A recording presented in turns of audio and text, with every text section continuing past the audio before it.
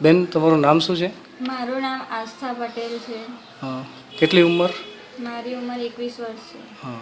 ક્યાંના રહેવાસી છો તમે? અમે મોડાસાના રહેવાસી છીએ. મોડાસા એટલે જિલ્લો? મોડાસા, સાબરકાંઠા, ગુજરાત રાજ્ય. બરાબર. આસ્થાબેન, તમને શું તકલીફ હતી? મને 1.5 વર્ષ પહેલાં કેન્સરની બીમારી હતી. અને તમને કયા પ્રકારનું કેન્સર થયું હતું? મને લાર્જ બી સેલ ટાઈપ લિમ્ફોમા DLBCL થયું હતું. અને આ કેન્સરના કારણે તમને કઈ કઈ તકલીફો બોડીમાં ફીલ કરતા હતા?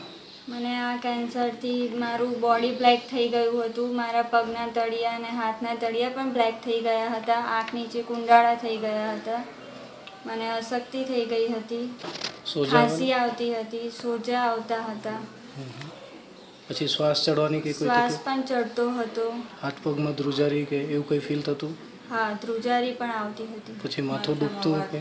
હા, માથું દુખતું હતું. બરાબર. આ કેન્સરના ઈલાજ પાછળ અત્યાર સુધીમાં અંદાજિત કેટલો ખર્ચ આપણે કરેલો હશે? અત્યાર સુધી અંદાજિત આશરે 13 લાખ જેટલો ખર્ચ થયો. 13 લાખ જેટલો ખર્ચ. બરાબર. અને ડૉક્ટરોનું આ કેન્સર બાબતે શું કહેવાનું થતું હતું?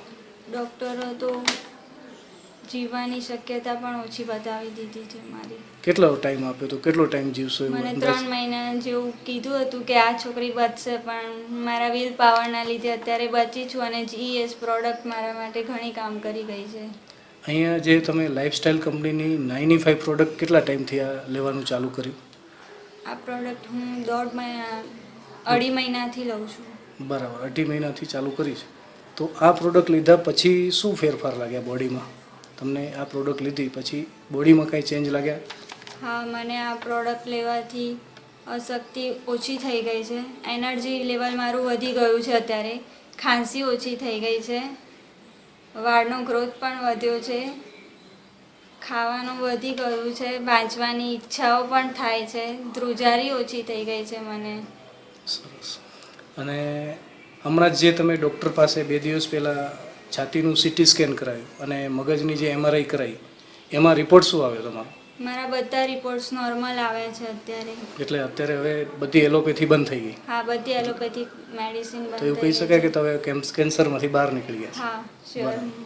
તો હવે આપણે જે આ વિડીયો જોઈ રહ્યા છે, હા, એમને આપણે કહી શકીએ કે આ 95 પ્રોડક્ટ છે જે એ કેન્સરના દર્દીઓએ લેવી જોઈએ કે નહીં? હા, ચોક્કસપણે લેવી જોઈએ અને આ ખૂબ જ અસર કરે છે અને એ પણ ઝડપથી. તમે સમય આપ્યો બદલ આપનો આભાર. Thank you.